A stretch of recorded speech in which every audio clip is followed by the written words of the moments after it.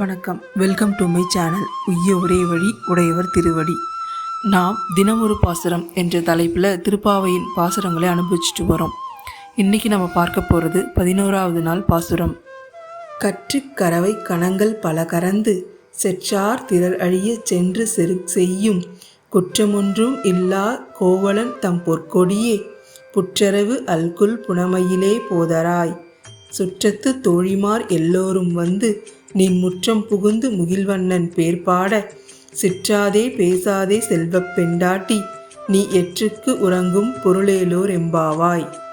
இந்த பாசுரத்தில் ஆண்டாள் நாச்சியார் எம்பெருமானின் பெருமைகளை பற்றி சொல்லும்போது மிக அற்புதமாக அவரை வர்ணித்தும் மற்றும் அவரது வீரதீர செயல்களை பற்றி பாராட்டியும் நமக்கு சொல்லியிருக்கிறார்.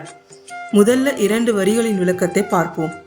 கற்று கறவை கணங்கள் பல கறந்து செற்றார் திரள் அழியச் சென்று செய்யும். கன்று குட்டியுடன் உடைய பசுவிடம் பால் கறப்பவனும் இந்த உலகில் பகை என்று வருபவர்களை எல்லாம் மாய்த்து வெற்றியை பரிசாக தரக்கூடிய வீரனுமாக விளங்கக்கூடிய கண்ணனே அப்படின்னு கண்ணனை பாராட்டுகிறார். அது ஏன் அவர் சொல்லும்போது கன்றுக்குட்டியுடன் இருக்கக்கூடிய பசுவிடம் இருந்து பால் கறப்பவனே அப்படின்னு குறிப்பிடுவதற்கு ஒரு காரணம் உண்டு.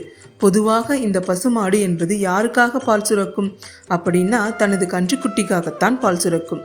அந்த கன்றுக்குட்டியை பசுவிடம் காட்டிவிட்டு அதனிடமிருந்து பாலை நாம் கறந்து விடுகின்றோம். அப்போ என்ன பண்ணணும்னா முதல்ல கன்றுக்குட்டியை குடிக்க விட்டுட்டு எவ்வளோ குடித்துவிட்டு மீதமுள்ள பாலைத்தான் நாம் கறந்து கொள்ள வேண்டும். கன்றை பார்த்தால்தான் மாட்டுக்கு பாலே சுரக்கும், இல்லைன்னா சுரக்காது. அதனால தான் பெரியவர்கள் அந்த தர்மத்தையே வச்சாங்க. அதனால தான் கிருஷ்ண பரமாத்மாவை பற்றி சொல்லும்போது கன்றுக்குட்டியோடு இருக்கும் பசுவிடமிருந்து மட்டும் பாலை கறக்கக்கூடிய மிக நல்லவர் இவர். கன்றுக்குட்டி இல்லாத பசுவிடமிருந்து பால் கறக்க மாட்டாரு. அந்த ஆயர் குலத்தின் தர்மம் என்ன என்பதையும் அதை மீறாதவர் கண்ணன் அப்படிங்கிறதையும் சொல்றாரு ஆண்டாள். பகைமை எவ்வளோ வலிமையுடையதாக இருந்தாலும் அதே வலிமை மிக்க பகையை அழிக்கக்கூடிய மிக பெரிய வலிமையை படைத்தவர் இந்த கிருஷ்ண பரமாத்மா என்று அடுத்த வரியில் குறிப்பிட்டுள்ளார். அடுத்த 2 வரிகளை பார்ப்போம்.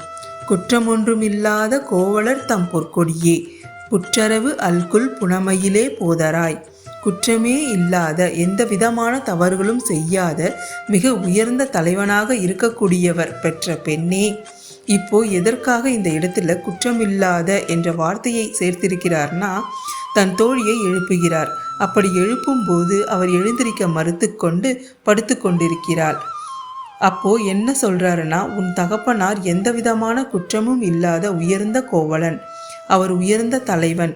அப்படிப்பட்ட தலைவனுடைய மகளாகிய நீ இப்படி தூக்கத்தை பெரிதாக கொண்டு இறைவனை வணங்க வேண்டிய நிலைத்தை தவறவிட்டுட்டு செய்து கொண்டிருப்பது மிக பெரிய குற்றம்.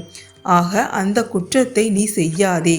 உன் தகப்பனார் போல் இருக்க வேண்டும். நீ எழுந்து வா. நீ சாதாரணமான பெண்ணா? புற்றிலே வாழக்கூடிய ஒரு பாம்பு எவ்வளவு மெலிதாக இருக்குமோ அப்படி ஒரு மெல்லிய உடல்வாகை படைத்தவள். நீ மிக அழகானவள், மயில் போன்று இருக்கக்கூடியவள் அப்படின்னு அந்த பெண்ணை வர்ணித்து சொல்கின்றார். அவள் என்னெல்லாம் செய்யணும் அப்படிங்கிறத அடுத்த வரியில சொல்றாரு பாருங்க. சுற்றத்து தோழிமார் எல்லோரும் வந்து நின் முற்றம் புகுந்து முகில்வண்ணன் பேர்பாட. இங்க யாரெல்லாம் வந்திருக்காங்கன்னு உனக்கு தெரியுமா? எல்லா தோழிமார்களும் வந்தாச்சு. உன் வாசலில் வந்து நின்று மேகம் போன்ற தேகத்தை படைத்த கண்ணனுடைய புகழை பாடிக்கொண்டு இருக்கிறோம். கருத்திருக்கக்கூடிய மேகத்திலிருந்து எப்படி மழை வருகிறதோ அப்படி கருணை மழையை பெய்ய தயாராக கருத்த நிறத்தில் காத்து கொண்டிருக்கக்கூடிய கண்ணனின் புகழை பாட தயாராக இருக்கிறோம். ஏ பெண்ணே, அடுத்து எப்படி கூப்பிடுறாருன்னு பாருங்க. சிற்றாதே பேசாதே செல்வப் பெண்டாட்டி நீ எற்றிற்கு உறங்கும் பொருளேலோர் எம்பாவாய்.